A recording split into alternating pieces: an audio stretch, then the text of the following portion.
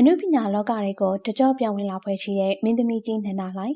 ပရိသတ်တွေအားလုံးပဲမင်္ဂလာပါရှင်မြန်မာအနုပညာလောကမှာတစ်ချိန်ကတတိတ်ကျဲအောင်မြင်ခဲ့လူတွေထဲမှာမင်းသမီးကြီးနန္ဒာလှိုင်လည်းပါဝင်တာဖြစ်ပါတယ်တစ်ချိန်ကကြော်ညာတွေဗီဒီယိုတွေမှာဆိုရင်နန္ဒာလှိုင်ဆိုတာမပါမပြီးတာဖြစ်ပါတယ်နန္ဒာလှိုင်ဟာဆိုရင်တကယ့်ကိုမှလှပတဲ့မင်းသမီးတစ်လက်ဖြစ်ပြီးသူမဟာလည်းအခုထိလူကြိုက်များနေုံဖြစ်ပါတယ်နန္ဒာလှိုင်ကိုသဘောကျသူတွေများသလိုသူမဟာလည်းတစ်ချိန်ကတကယ့်ကိုတတိတ်ကျဲမင်းသမီးတစ်လက်ဖြစ်ခဲ့ပြီးမင်းသားချောတွေနဲ့ထဲလဲတွဲပြီးရိုက်ကူးခဲ့ရတဲ့မင်းသမီးတစ်လက်ဖြစ်ပါတယ်။ကျိုးလဲစူးစားသလိုအရေးချင်းတွေလည်းများစွာရှိတာဖြစ်ပြီးတော့နန္ဒာလှိုင်တို့ကလည်းလူချမ်းသာတွေပဲဖြစ်ပါတယ်။မိဘတွေကလည်းချမ်းသာတာကြောင့်သူမမင်းသမီးဖြစ်ဖို့အတွက်လည်းငွေကြေးပေါင်းများစွာကိုအကုန်ကျခံခဲ့တာဖြစ်ပါတယ်။မင်းသမီးဖြစ်လာတဲ့အခါမှာလည်းဇကားရိုက်ဖို့ကမ်းလှမ်းသူတွေများလွန်တာကြောင့်လက်မလီအောင်ဇကားတွေရိုက်ကူးခဲ့ရသူတယောက်ဖြစ်ပါတယ်။နန္ဒာလှိုင်ဟာတော့တရုတ်ဆောင်ရာမှာပါရမီရှိသူတယောက်ဖြစ်ပြီးအချိန်တစ်ခုထိနဲ့အနုပညာလောကထဲမှာရပ်တည်ခဲ့တာဖြစ်ပါတယ်။သူမဟာအကယ်ဒမီရတဲ့ဇကားဖြစ်တဲ့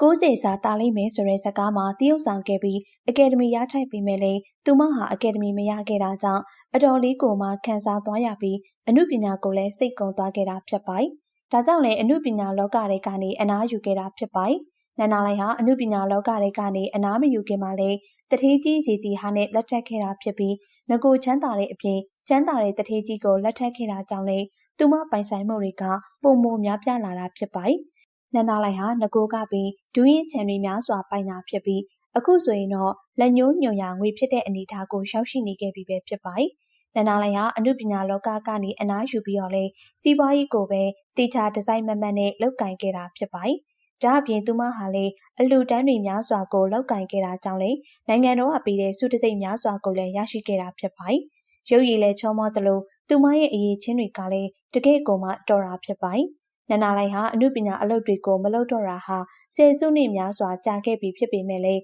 သူမကိုချစ်တဲ့ပရိသတ်တွေကတော့သူမကိုအခုချိန်ထိအားပေးနေုံပဲဖြစ်ပါတယ်။လက်ရှိအချိန်ထိလည်းသူမရဲ့အောင်မြင်ကြော်ကြားမှုကမလျော့သေးတာဖြစ်ပါတယ်။နန္ဒာလှိုင်ဟာဘဝကိုအေးအေးချမ်းချမ်းဖြတ်တန်းရင်သူမသမီးတွေကိုပဲအချိန်ပေးနေခဲ့တာဖြစ်ပါတယ်။သူမကိုဇကားရိုက်ဖို့ကမ်းလှမ်းကြပေမဲ့လည်းသမီးတွေကိုအချိန်ပေးနေရကြောင်းညှင်းဆိုခဲ့ပြီးအနုပညာအလုပ်တွေမလုပ်တာဆယ်စုနှစ်များစွာကြာခဲ့တာဖြစ်ပြီးအခုချိန်မှာတော့အနုပညာအလုပ်တွေကိုပြန်လုပ်ဖို့အတွက်အလားအလာရှိနေတာဖြစ်ပါတယ်။နန္ဒာလှိုင်ဟာဆိုရင်သူမရဲ့လူမှုကွန်ရက်စာမျက်နှာထက်မှာသမီးတွေအတွက်ရုပ်ရှင်တကားလောက်ဖန်တီးခြင်းနဲ့ဆိုပြီးပြောလာခဲ့တာဖြစ်ပါတယ်။သူမအနေနဲ့ကိုယ်တိုင်ကုန်ကြခံပြီးရုပ်ရှင်ကားရိုက်ကူးမယ်ဆိုရင်တော့မှရိုက်ကူးနိုင်တဲ့အနေအထားမှာရှိတာဖြစ်ပါတယ်။နန္ဒာလှိုင်ကတော့အနုပညာလောကတွေကိုပြန်လာဖို့အတွက်အလားအလာရှိနေတာဖြစ်ပါတယ်။ဒါအပြင်သူမရိုက်မဲ့ကားမှာလည်းဝတ်မုံရွှေပါဝင်မယ်လို့အရေးအမပြောလာခဲ့တာဖြစ်ပါတယ်။ဝတ်မုံရွှေကိုဇက်ပို့ပြီးမဲ့ဇက်ပို့တယောက်အနေနဲ့ပါဝင်တရုပ်ဆောင်ဖို့အတွက်ရည်ရွယ်ချက်ရှိနေတာဖြစ်ပါတယ်။ပရိသတ်တွေကတော့နန္ဒာလှိုင်အနုပညာအလုပ်တွေပြန်လုပ်မယ်ဆိုတာကြောင့်ဝမ်းသာပီတိဖြစ်နေတာဖြစ်ပါတယ်။တရုတ်ဆောင်ကောင်းတဲ့မင်းသမီးတစ်လက်အနေနဲ့သူမရဲ့တရုတ်ဆောင်မှုတွေနဲ့ပြည်ပြင်းတဲ့ဇယုတ်တွေကိုပြန်လည်မြင်တွေ့ခွင့်ရတော့မှာဖြစ်ပါတယ်။ပရိသတ်တွေလည်းနန္ဒာလှိုင်ကိုအားပေးသီးလားဆိုတာပြောပြသွားခဲ့ကြပါအောင်ရှင်။